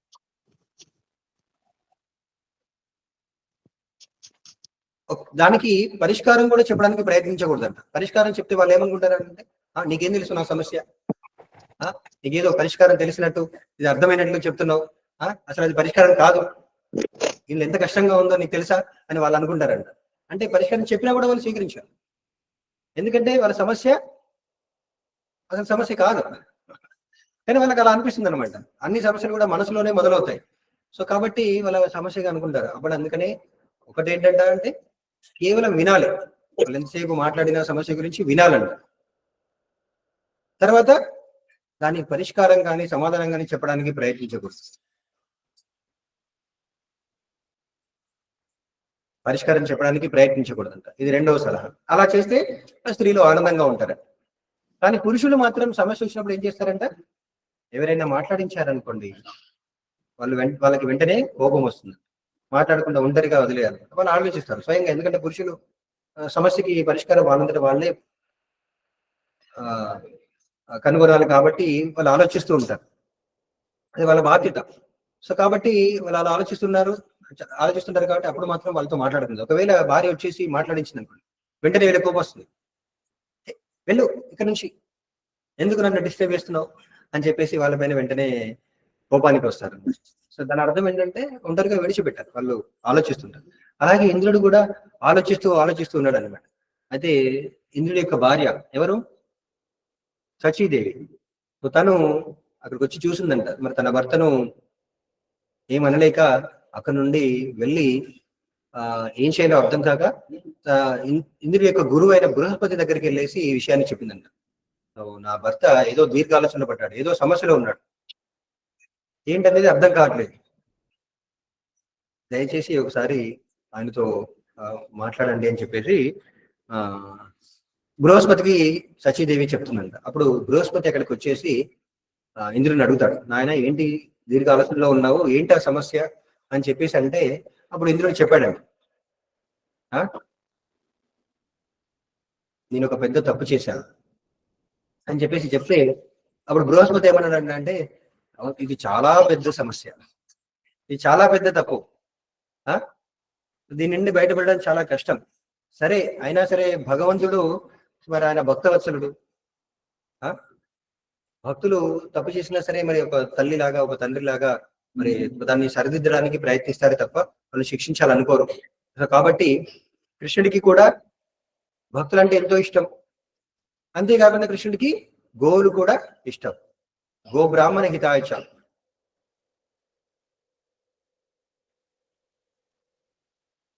గో బ్రాహ్మణ హితాయచ. సో గోవులు అంటే కూడా చాలా ఇష్టం. కాబట్టి నువ్వేం చేస్తావంటే ఈ సురభి ఆవును కూడా తీసుకొని వెళ్ళు. సురభి గో మరియు కృష్ణుని యొక్క భక్తురాలు కూడా. కాబట్టి నువ్వు వెళ్ళేటప్పుడు ఈ సురభి ఆవును కూడా గోవును కూడా నీతో పాటు తీసుకువెళ్ళి భగవంతుని పాదాల చెంత శరణు వేడి ప్రార్థించి అతన్ని అని చెప్పేసి బృహస్పతి ఇంద్రుడికి చెప్పాడంట. సో అప్పుడు ఇంద్రుడు కూడా భయపడుతూనే అక్కడికి వెళ్ళాడంట. అయితే ఇంద్రుడు వెళ్ళి చూసేసరికి కృష్ణుడు ఏం చేస్తున్నాడంట తెలుసా? అప్పటి వరకు గోవర్ధనం బృందావన వాసులందరూ కూడా గోవర్ధనం కింద ఉన్నారు. మరి గోవర్ధనం పైన నేరుగా వర్షం పడింది కదా, సంవర్ధక మేఘాల నుంచి వచ్చే వర్షం నేరుగా గోవర్ధనుడు స్వీకరించాడు కదా. సో మరి సాధారణంగా మనం చూస్తుంటాం అప్పుడప్పుడు కూడా తీవ్రమైన తుఫాన్ లాంటిది వచ్చింది అనుకోండి, వెంటనే ఏం చేస్తారు అధికారులు, ముఖ్యమంత్రి ప్రధానమంత్రి ఏం చేస్తారు, విమానాల్లో వచ్చేసి పరిశీలిస్తారనమాట. ఏం జరిగింది, ఎంత డ్యామేజ్ జరిగింది, ఎంత నష్టం జరిగిందని పరిశీలిస్తారు. అలాగే కృష్ణుడు కూడా మరి ఈ లీల అయిన తర్వాత గోవర్ధనాన్ని కింద పెట్టిన తర్వాత తన స్నేహితులతో కలిసేసి ఆ గోవర్ధన్ చుట్టూ తిరుగుతున్నాడంట. ఏం జరిగింది పరిశీలిద్దామని చెప్పేసి, ఎక్కడెక్కడ నష్టం జరిగింది, ఎక్కడెక్కడ గుహలన్నీ కూడా కూలిపోయాయి, ఎక్కడెక్కడ వృక్షాలు విరిగిపోయాయి, అసలు ఏం జరిగిందని చెప్పేసి అన్ని పరిశీలించడానికి తన స్నేహితులతో కలిసి తిరుగుతున్నాడు. సో తిరుగుతున్న సమయంలో ఇంద్రుడు చూశాడు, కానీ వెంటనే ముందుకు వెళ్ళలేకపోయాడు. ఎందుకు? అక్కడ కృష్ణుడితో పాటు ఎవరున్నారు, ఇతర స్నేహితులు ఉన్నారు, మిగతా గోపాలకులందరూ కూడా అక్కడే ఉన్నారు. అయితే ఇంద్రుడు ఎలా వచ్చాడు? సురభి గోవుతో పాటు మరి తన వాహనమైన ఐరావతాన్ని తీసుకొని వచ్చాడు. ఐరావతాన్ని అలా తీసుకొని వస్తుంటే దాన్ని ఐరావతం చాలా పెద్ద ఏనుగు కదా, దాన్ని చూసి గోవులన్నీ కూడా అటు ఇటు పరిగెత్తాయంట. అటు ఇటు పరిగెత్తేసరికి ఆ గోపాలకులు కూడా ఆ ఆవుల వెంట గోవుల వెంట పరిగెత్తారు. సో పరిగెత్తేసి ఒక్కొక్కరు ఒక్కొక్క వైపు వెళ్ళారు. కృష్ణుడు మాత్రం అక్కడే ఉన్నాడని. ఏం జరుగుతుంది, ఇక్కడ అందరు ఎటు వెళ్ళిపోయారని. కానీ కృష్ణుడు తెలుసు ఏం జరగబోతుందని కదా. హరే కృష్ణ.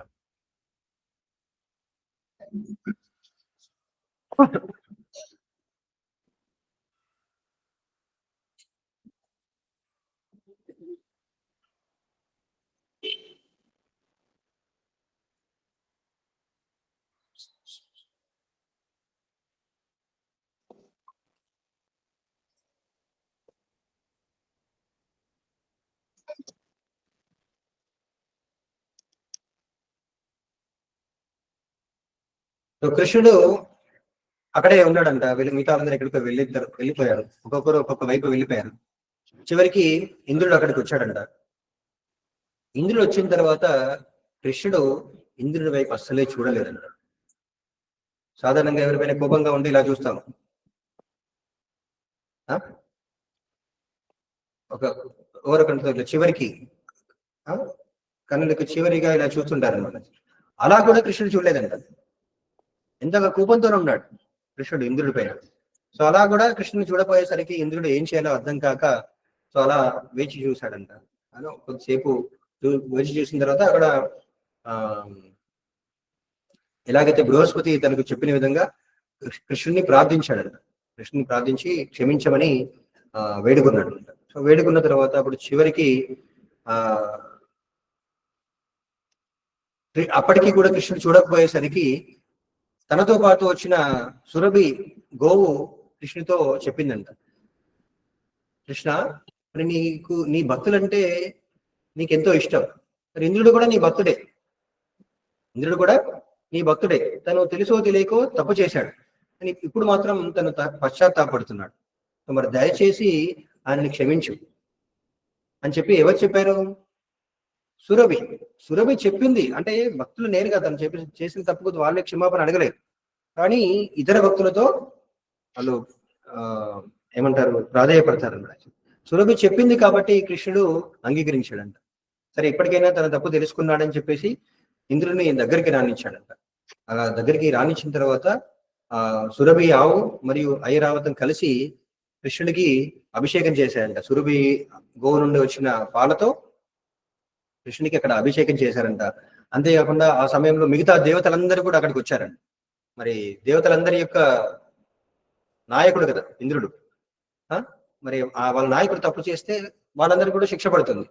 సో కాబట్టి వాళ్ళందరూ కూడా ఇంద్రుడితో కలిసి వచ్చేసి అక్కడ కృష్ణుని ఒక సింహాసనం పైన కూర్చోబెట్టారంట. సింహాసనం పైన కూర్చోబెట్టి ఆయనకి పాద ప్రక్షాళన చేసేసి అభిషేకం చేసి రకరకాల ఆభరణాలతో అలంకరించారంట.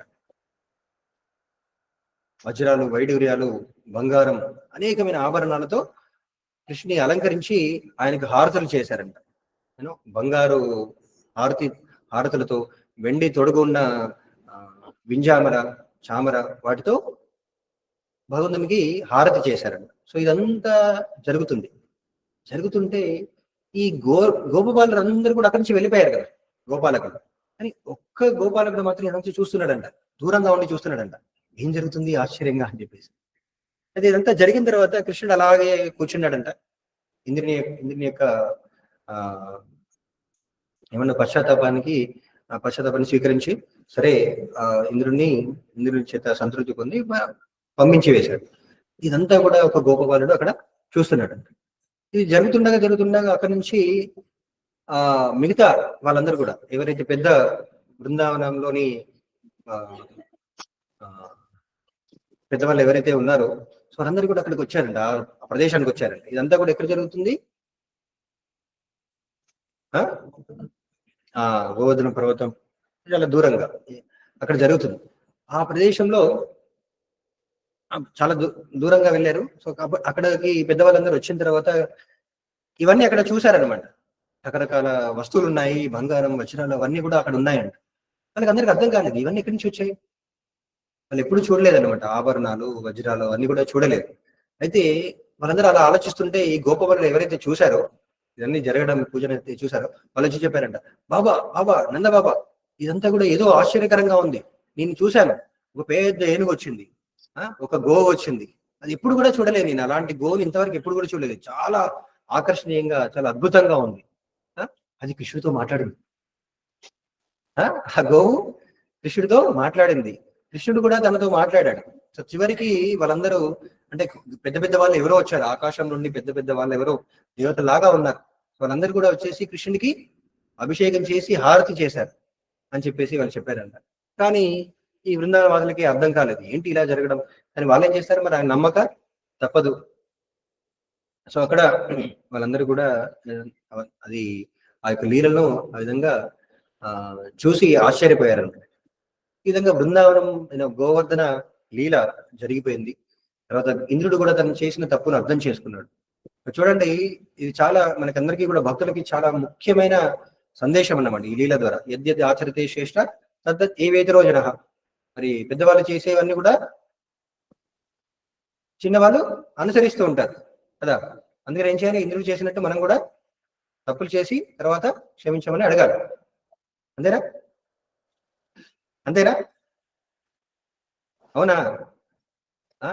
అసలు అపరాధం చేయకుండా ఉండాలి. ఎందుకని ఈ లీల చేశారంటే, ఎంత పెద్ద స్థానంలో ఉన్నా సరే అపరాధం చేయడానికి, తప్పు చేయడానికి అవకాశం ఉంటుంది. ఈ భౌతిక ప్రపంచంలోని గుణాల ప్రభావం నుండి బయటపడడం అంత సులభం కాదు. ఎంత ఉన్నత స్థానంలో ఉన్నా సరే బ్రహ్మ కూడా గుణాల ప్రభావంలోనే ఉన్నాడు. మరి అలాంటిది మనం ఎంత. సో కాబట్టి ఎప్పుడు కూడా చాలా జాగ్రత్తగా ఉండాలి. భగవంతుని సేవలో అందరూ కూడా చాలా చాలా చాలా జాగ్రత్తగా ఉండాలన్నమాట. ఒకవేళ అపరాధం చేస్తే మాత్రం మరి భగవంతుడు తప్ప మనల్ని ఎవరు కూడా క్షమించలేరు. సో కాబట్టి ఈ లీల ద్వారా చెప్తున్నారు అన్నమాట. ఒకవేళ మనం తెలిసి తెలియకుండా అపరాధం చేస్తే భగవంతుడినే శరణు వేడాలి. కానీ ఇంద్రుడు మరి చూడండి, ఇంద్రుడు మనకంటే చాలా గొప్ప స్థానంలో ఉన్నాడు కదా, ఇప్పుడు కూడా ఉన్నాడు ఇంద్రుడు, అవునా కదా?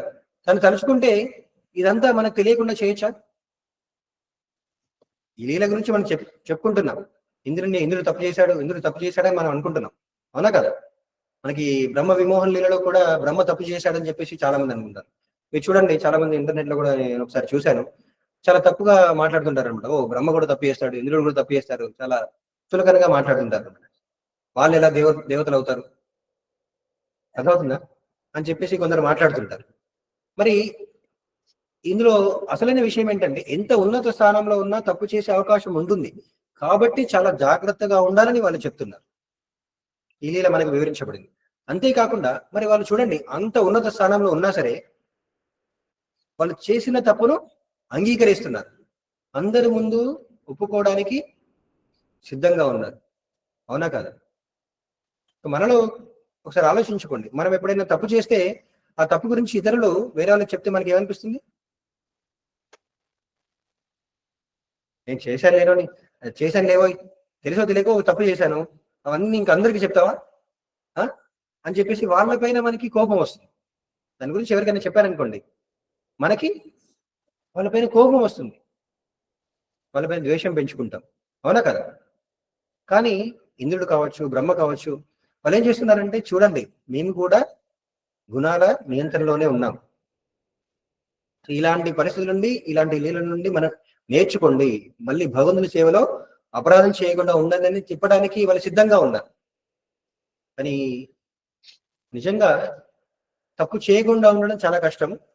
ఒకవేళ తెలిసి తెలియకుండా చేసినా సరే ఆ తప్పును అంగీకరించడం ఇంకా కష్టం అన్నమాట. చాలా వరకు ఏం చేస్తుంటాం, చేసిన తప్పును కప్పిపుచ్చుకోవడానికే ప్రయత్నిస్తుంటాం, కానీ దానివల్ల ఇంకా ఇంకొక తప్పు జరుగుతుంది. ఏం చేయాలి? అంగీకరించాలి. అఫ్ కోర్స్ అంగీకరించినంత మాత్రం మిగతా వాళ్ళందరూ కూడా ఇష్టం వచ్చినట్లు దాని గురించి చర్చించుకోవాలని కాదు, కానీ మనకు మాత్రం వ్యక్తిగతంగా చేసిన తప్పును అంగీకరించాలి. అప్పుడు గురువు దాన్ని సరిదిద్దుతాడు. ఇంద్రుడు కూడా అంగీకరించాడు కదా, తన గురువు బృహస్పతి ముందుకు వెళ్ళేసి తన తప్పును అంగీకరించాడు.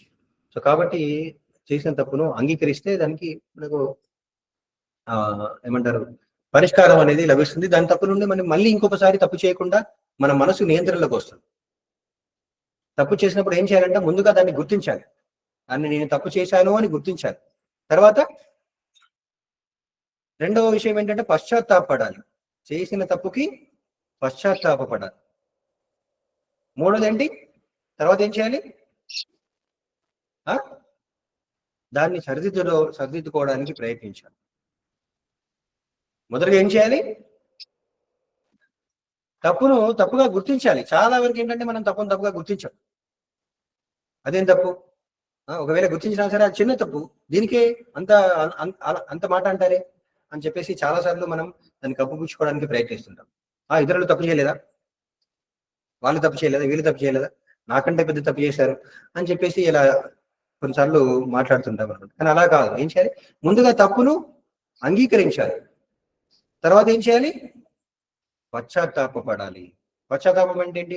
నేను తప్పు చేశాను, చేయకుండా ఉండాల్సింది, దానివల్ల నష్టం జరిగింది అని గుర్తించాలి. తర్వాత పశ్చాత్తాపడిన తర్వాత దాన్ని సరిదిద్దుకోవడానికి ప్రయత్నించాలి. వీలైనంత వరకు చేసిన తప్పు వలన ఏదో నష్టం జరుగుతుంది కదా, ఆ నష్టాన్ని పూడ్చేయడానికి, సరిదిద్దడానికి ప్రయత్నించాలి. చివరిగా ఏం చేయాలి? మళ్ళీ అలాంటి తప్పు జరగకుండా జాగ్రత్త పడాలి. అలా అన్నమాట. సో ఆ విధంగా ఈ లీల నుండి మనం నేర్చుకోవచ్చు. అయితే గోవర్ధన లీల అందరికీ తెలుసు, కానీ గోవర్ధనుడు ఈ భౌతిక ప్రపంచంలో ఎలా ఉద్భవించాడో తెలుసా ఎవరికైనా? గోవర్ధనుడు ఈ భౌతిక ప్రపంచంలో ఎలా ఉద్భవించాడనేది మన శాస్త్రంలో 2 రకాల వృత్తాంతాలు వివరించబడ్డాయి. మొదటగా ఈ గర్గ సంహితలో ఇచ్చిన వృత్తాంతం ప్రకారం ఏంటంటే, ఈ గోవర్ధనుడు అంటే భగవంతుడు కృష్ణుడు రాధారాణితో కలిసి ఆధ్యాత్మిక ప్రపంచంలో గోలోక బృందావనంలో ఉన్నప్పుడు కృష్ణుడు రాధారాణి చెప్పాడంట, మనం వెళ్దాం భూలోకానికి వెళ్ళేసి అక్కడ లీలలు చేద్దామని చెప్పేసి. అంటే రాధారాణి ఇష్టపడదు అనమాట. ఏంటి ఆ భౌతిక ప్రపంచంలో ఏముంటుంది, నాకు బృందావనమే ఇష్టం, ఆ భౌతిక ప్రపంచంలోని ఈ మలినమైన ప్రదేశానికి నాకు రావడం ఇష్టం లేదంటుందంట. అయితే అప్పుడు కృష్ణుడు చెప్తాడంట, నువ్వేం బాధపడకు, ఈ బృందావనాన్ని కూడా అక్కడికి తీసుకెళ్దాం, ఈ బృందావనాన్ని, ఈ గోవర్ధనాన్ని, ఈ యమునా నదిని కూడా అక్కడికి తీసుకువెళ్దామని చెప్పేసి అన్నింటినీ అక్కడికి పంపిస్తాడంట. యమునా నదిని, గోవర్ధనాన్ని. ఇది గోవర్ధనం మొట్టమొదటిగా ఈ భౌతిక ప్రపంచంలోకి వచ్చినప్పుడు మనం ఎక్కడున్నాం? భారతదేశంలో ఉన్నాం. ఈ భారతదేశం ఎక్కడుంది? భరతఖండం ఎక్కడుంది? ఆసియాలో ఉంది. ఆసియా ఎక్కడుంది? ఆసియా కాదు, ఇదంతా కూడా మొత్తం ప్రపంచం అంతా కూడా భరతఖండమే. ఒకప్పుడు ఈ భరతఖండం ఎక్కడుంది? జంబూ ద్వీపంలో ఉంది. జంబూ ద్వీపం కాకుండా దాని పక్క ద్వీపమైన సాల్మల ద్వీపం అనేది ఇంకో ద్వీపం ఉంటుంది. జంబూ ద్వీపం పక్కన సాల్మల ద్వీపం ఉంటుందని. అక్కడ ద్రోణాచల, మనం హిమాచలం అంటారు, అచల, పెద్ద పెద్ద పర్వతాలు అన్నమాట. చాలా పెద్ద పర్వతాలని అచల అంటారు, హిమాచల. అలానే ద్రోణాచల అనే పర్వతాలు అక్కడ ఉన్నాయంట. ఆ పర్వతానికి కుమారుడుగా గోవర్ధనుడు అక్కడ జన్మించాడంట. ఇక్కడ సాల్మల ద్వీపంలో, ఈ మన జంబూ ద్వీపంలో కాదు. అయితే అక్కడ చాలా ఆ యొక్క పర్వతం, ఈ గోవర్ధన పర్వతం చాలా విశాలంగా, చాలా ప్రశాంతంగా, చాలా మెత్తటి గడ్డితో, రంగురంగుల పూలతో చాలా ఆకర్షణీయంగా ఉంటుందంట, చాలా ఆహ్లాదకరంగా ఉంటుందంట. అయితే ఒకసారి పులస్త్య ఋషి, ఈయన మన భారతదేశంలోని ఈ భరతఖండంలోని వారణాసి దగ్గర ఉన్నాడంట. సో ఆయన ఒకసారి తీర్థయాత్రలకు వెళ్ళాలనుకున్నాడంట. సో సాధువులు సాధారణంగా ఆధ్యాత్మిక జ్ఞానం కోసం అలా తీర్థయాత్రలకు వెళ్తుంటారు. అలా వాళ్ళు అప్పుడు ఏంటంటే ఖండాలు దాటి వెళ్ళగలరు. వాళ్ళకి అప్పుడు విమానాలు అవసరం లేదు. వాళ్ళు మనసులో తలుచుకోవడం ద్వారా వాళ్ళ గాలిలో విహరించగలరు. అలా విహరిస్తూ అలా ఆయన ఎక్కడికి వెళ్ళాడంట? సాల్మన ద్వీపానికి వెళ్ళాడంట. ఆయన అక్కడికి వెళ్ళి ఈ యొక్క గోవర్ధన పర్వతాన్ని అక్కడ చూశాడంట. గోవర్ధన పర్వతాన్ని అక్కడ చూసి చాలా ఆకర్షణీయంగా ఉంది, చాలా ఆహ్లాదకరంగా ఉంది. ఇలాంటి వాతావరణం అక్కడ వారణాసిలో ఉంటే ఎంతో బాగుండేది, అక్కడ నాకు తపస్సు చేసుకోవడానికి చాలా అనుకూలంగా ఉంటుంది అని చెప్పేసి దాన్ని తీసుకువెళ్ళాలనుకున్నాడు. అయితే తీసుకువెళ్ళేటప్పుడు ఏం చేయాలి? తన తండ్రి తీసుకువెళ్ళడానికి గోవర్ధన పర్వతాన్ని రమ్మంటాడంట. కానీ గోవర్ధన పర్వతాన్ని ఏం చెప్తుండట అంటే, ఓ నేను రాలేను, నా తండ్రి అనుమతి కావాలి. తండ్రి ఎవరు? ద్రోణాచల. గోవర్ధనం యొక్క తండ్రి ద్రోణాచలని యొక్క అనుమతి కావాలని చెప్పేసి అంటే, అప్పుడు పులస్త్య ఋషి వెళ్ళి ద్రోణాచలని అడుగుతాడు, దయచేసి ఈ గోవర్ధనాన్ని నాతో పంపించండి అని చెప్పేసి అడుగుతాడంట. అప్పుడు గోవర్ధనుడు ద్రోణాచలుడు ఓ మరి కుమారుని విడిచిపెట్టి ఉండలేక ఏదో ఒక కారణం మరి అలా అని చెప్పేసి ఋషి యొక్క మాటను కూడా తిరస్కరించలేడు. ఏం చేస్తామని చెప్పేసి సరే ఒక నియమం పెట్టాడనమాట. నువ్వు ఈ యొక్క గోవర్ధనాన్ని తీసుకువెళ్ళొచ్చు, కానీ నువ్వు ఎక్కడ దాన్ని కిందికి దించితే అక్కడే ఉండిపోతాడు ఇంకా గోవర్ధనుడు అని చెప్పేసి ఒక నియమం పెడతాడు. అలా నియమం పెట్టిన తర్వాత ఈ పులస్త్య ఋషి సరేనని చెప్తాడు. సరేనని చెప్పేసి ఆ పర్వతాన్ని అవలీలగా తన చేతితో పట్టుకొని ఈ జంబూ ద్వీపానికి వచ్చేసి ఇక్కడ వారణాసికి వద్దామని చెప్పేసి వస్తుంటాడంట. అలా రాత్రి అంతా కూడా ప్రయాణం చేసి ఉదయాన్నే తను సంధ్యావందనం చేసుకోవడానికి ఒక ప్రదేశంలో దిగుదాం అనుకుంటాడంట. అదే సమయానికి ఈ గోవర్ధనాన్ని కూడా ఈ కృష్ణలీలలన్నీ కూడా గుర్తొస్తాయంట. గుర్తొచ్చేసి చాలా భారంగా తయారైపోతుంది. అప్పటి వరకు చాలా బరువు తగ్గిపోయాడు గోవర్ధనం, ఎందుకు పులస్త్య ఋషి తీసుకువెళ్ళడానికి. కానీ అక్కడికి వెళ్ళిన తర్వాత చాలా బరువుగా మారిపోయాడంట, భారంగా మారిపోయాడంట. ఎక్కడికి వచ్చేసరికి ప్రస్తుతం ఏదైతే బృందావనం ఉందో భారతదేశంలో, ఆ ప్రదేశానికి వచ్చేసరికి భారంగా మారిపోయాడంట. అదే సమయంలో ఈయన పులస్త్య ఋషి కూడా ఆయన సంధ్యావందనం చేసుకోవాలని చెప్పేసి అక్కడ దిగాడంట.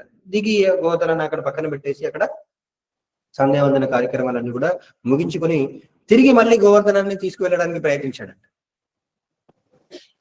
మరి గోవర్ధనం రావట్లేదు. ఎందుకు రావట్లేదు? ముందే చెప్పింది కదా, గోవర్ధనుడు ఆ గిరిరాజు ఏం చెప్పాడు, ఒకసారి కింద పడితే నేను అక్కడే ఉండిపోతాను రానని చెప్పేశాడు. చెప్పేసరికి పులస్త్రీకి చాలా కోపం వచ్చిందంట. కోపం వచ్చేసి, ఓ అసలు నిన్ను తీసుకొచ్చిందే నేను రమ్మంటే రావా అని చెప్పేసి కోపంతో అతన్ని శపిస్తాడు. ఏంటా శాపం తెలుసా? ప్రతి సంవత్సరం కూడా ఏంటి ఆవగింజ. సాధారణంగా ఎక్కువ మంది ఆవగింజ అంటారు, కానీ శాస్త్రాల్లో ఆ సంస్కృత పదానికి అర్థం చూస్తే అది నువ్వు గింజంత, నువ్వులు ఉంటాయి కదా, నువ్వు గింజంత తరిగిపోతుందంట, గోవర్ధనం పరిమాణంలో తరిగిపోతుందంట. సో అప్పుడు గోవర్ధనుడు కూడా ఏం బాధపడలేదంట.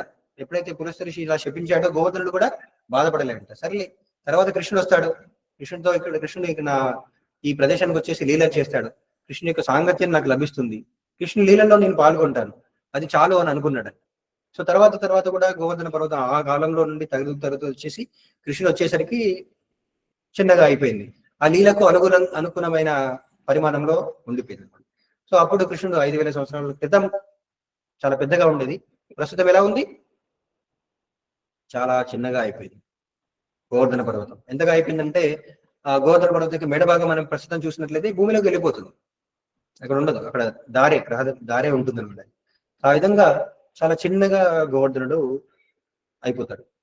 ఆ విధంగా గోవర్ధనుడు ఈ ప్రస్తుతం ఉన్న బృందావన ప్రదేశానికి వచ్చాడంట.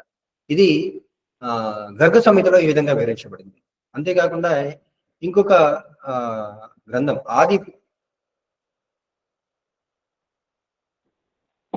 ఆది వరాహ పురాణంలో కూడా ఇక్కడ ఈ గోవర్ధన అవతారం గురించి ఇంకొక వర్ణన ఉందంట. ఇంకొక కల్పంలో ఇలా అవతరించి ఉండొచ్చు. అక్కడ ఏంటంటే మనకి రామాయణంలో రాముడు ఈ సముద్రాన్ని దాటడానికి వారధి నిర్మించమని చెప్పేసి అక్కడ వానరులందరినీ అడుగుతాడు కదా. సో వానరులందరూ కూడా రకరకాల రాళ్ళు తీసుకొస్తుంటారు, అక్కడ వేస్తుంటారు, అందరు కూడా ఆశ్చర్యపోతుంటారు అనమాట.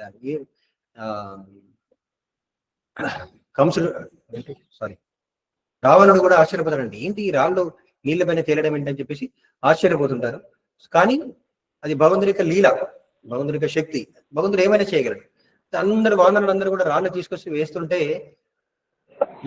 హనుమంతుడు మాత్రం ఆ హిమాలయ పర్వతాలకు వెళ్ళేసి అక్కడున్న మనం ఇంతకుముందు చెప్పుకున్నాం కదా, ఆ ద్రోణాచల పర్వతానికి వెళ్ళేసి అక్కడున్న గోవర్ధనాన్ని తీసుకొస్తాడంట. గోవర్ధనాన్ని తీసుకొస్తూ ఉండగా దానిలోనే అప్పటికే అక్కడ వారధి నిర్మాణం అయిపోతుంది. అంటే మిగతా వానరులు కూడా రాళ్ళు విసురుతున్నారు కదా, అప్పటికి విసిరేసరికి ఆ నిర్మాణం అయిపోయిందని చెప్పేసి ఈయనకి వార్త అందుతుంది అనమాట. సరిపోయింది, ఇంకా రాళ్ళు వారధి నిర్మాణానికి సరిపడా ఉన్నాయి, అయిపోయింది వారధి నిర్మాణం అయిపోయిందని తెలిసేసరికి అప్పుడు హనుమంతుడు ఆ యొక్క గోవర్ధన పర్వతాన్ని ప్రస్తుతం బృందావన ధామంలో ఆ ప్రదేశంలో ఉంచుతాడంట. అక్కడే విడిచిపెట్టి వెళ్ళిపోతుంటాడంట. కానీ గోవర్ధనుడు బాధపడతాడంట. అదేంటి, నేను రాముడి సేవలో వినియోగపడతానని చెప్పేసి అనుకున్నాను, కానీ నాకు అవకాశం లభించకుండా పోయింది అని చెప్పేసి చాలా బాధగా ఉంటాడంట. మరి ఇంకొక భక్తుడి యొక్క బాధను చూసి హనుమంతుడు వెంటనే వెళ్ళేసి రాముడికి ఈ విషయం చెప్తాడంట. నీకు సేవ చేద్దామని చెప్పేసి గోవర్ధన పర్వతం అనుకున్నాడంట, గిరిరాజు అనుకున్నాడు, కానీ ఆ అవకాశం లభించకపోయేసరికి ఆయన బాధలో ఉన్నాడు అని చెప్తే రాముడు అప్పుడు సరే నా సందేశాన్ని తిరిగి వెళ్ళేసి గోవర్ధనానికి చెప్పమని తిరిగి హనుమంతుడు పంపిస్తాడంట. అప్పుడు హనుమంతుడు తిరిగి గోవర్ధన దగ్గరికి వచ్చేసి ఏమని చెప్తాడట అంటే, రాముడు ఈ యుగంలో రాముడిలాగా అవతరించాడు, తర్వాత యుగంలో కృష్ణులాగా అవతరించినప్పుడు మరి కేవలం ఒక అడుగు వేయడం కాదు, అంతే కదా. ఇప్పుడు ఆ వారధి దాటడం అంటే ఒకసారి అలా వెళ్ళిపోతారు, అంతే కదా. రాముడు ఆ శిలలు దాటి వెళ్ళిపోతాడు, కానీ తర్వాత కృష్ణుడిగా వచ్చినప్పుడు నీ పైనే ఎన్నో లీలలు చేస్తాడంట. రాధారాణితో గోపికలతో కలిసి తన గోపబాలులతో కలిసి ఇక్కడ అనేకమైన లీలలు చేస్తాడంట. ఎన్నో రెట్లు అధికమైన సాంగత్యం నీకు లభిస్తుంది, కాబట్టి నువ్వు కొద్ది కాలం వేచి చూడమని గోవర్ధనునికి చెప్తాడంట. అప్పుడు అక్కడ నుండి గిరిరాజు వేచి చూసి కృష్ణుడు ఎప్పుడైతే అవతరిస్తాడో ఆ కృష్ణునికి సేవ చేసుకోవడానికి అక్కడ వేచి చూసి చివరికి కృష్ణుడితో కలిసి లీలలో పాల్గొంటాడు. సో అప్పటి నుండి కూడా గిరిరాజుని అలా పూజిస్తున్నారు, తర్వాత పూజించడం జరుగుతుంది. ఆ విధంగా గిరిరాజు ఈ భౌతిక ప్రపంచానికి వచ్చి మనకు దర్శనమిస్తున్నాడు అన్నమాట.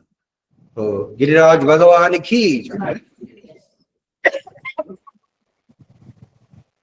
గోవర్ధన దారికి జాయ్, ఇలా ప్రభుపాదికి జాయ్. హరే కృష్ణ. మరి హరే ఈ కృష్ణ. లీలను హరే పురస్కరించుకొని కృష్ణ. కృష్ణ మనం కృష్ణ ఇక్కడ హరే హరే. రామ హరే రామ రామ రామ. సో ఈ గోవర్ధన లీలను పురస్కరించుకొని మనం ఈ రోజు ఈ అన్నకూట మహోత్సవాన్ని జరుపుకుంటున్నాం. హరే వైష్ణవులందరూ కృష్ణ. కూడా ఆ కాలం నుండి ఒక ఉండండి ఒక్క నిమిషం.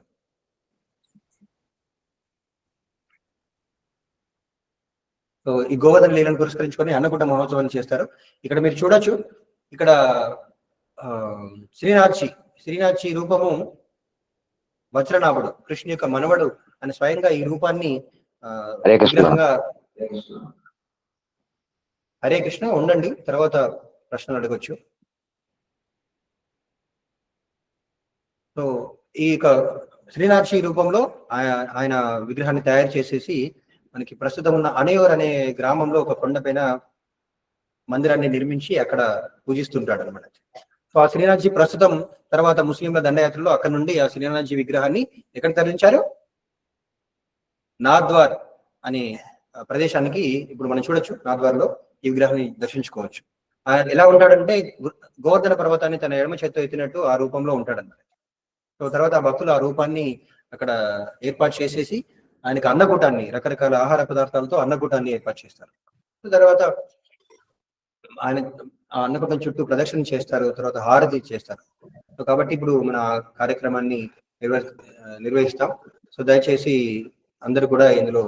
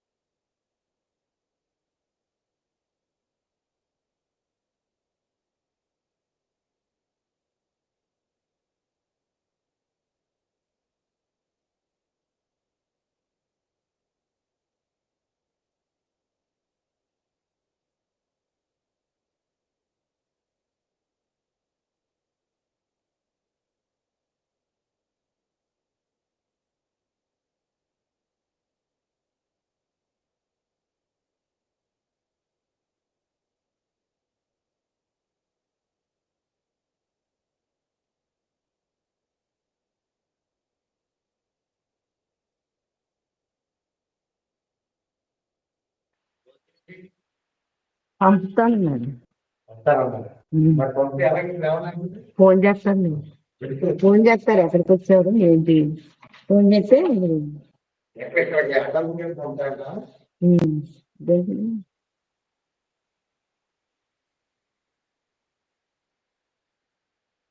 ఇవాళ ఫెస్టివల్ ఉంది గోవర్ధన పూజ. ఉమ్.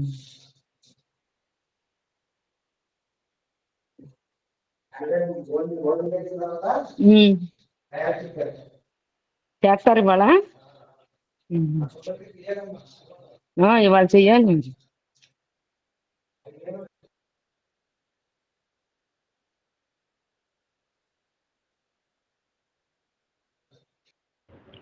ఇదేంటి హరే ఆలయం కృష్ణ. భయం.